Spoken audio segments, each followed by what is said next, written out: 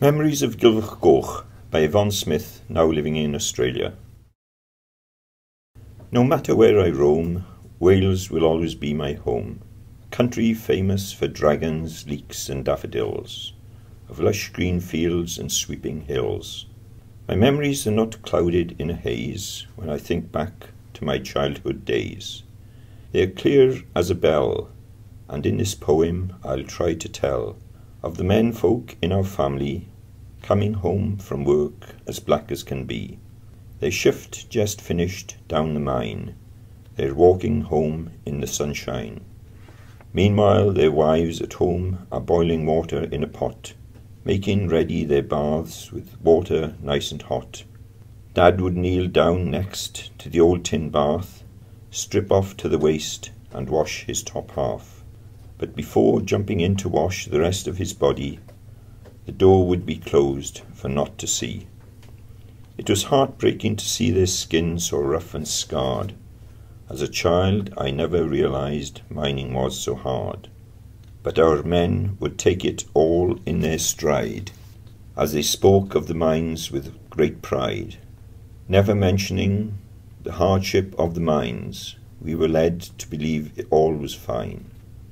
Miners' holidays were the last week in July, but for many this treat passed them by. Not going anywhere but home they'd stay, 'cause there wasn't enough money in their pay. But families didn't seem to care, just as long as their dad was there. He'd take them walking over the hills and vales to have a picnic and tell his tales. The children would sit and listen, their heads in the clouds, and stare in their dad's face ever so proud.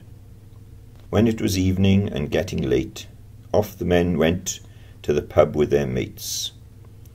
After a pint or two or three or four, the singing would start, that's for sure.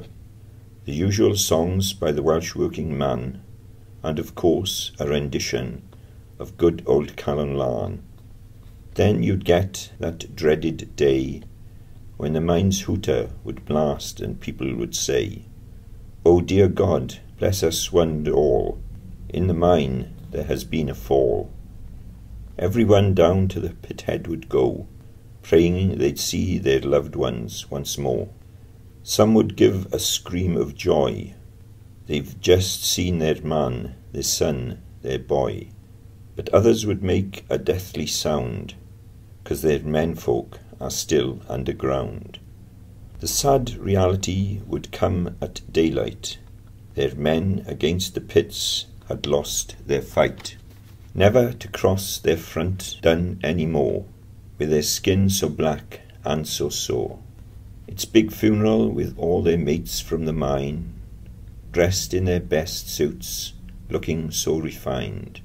They go to the cemetery for their last goodbyes, while all at home women are strong, trying not to cry, making sandwiches and cups of tea, while the days seem oblivious to me.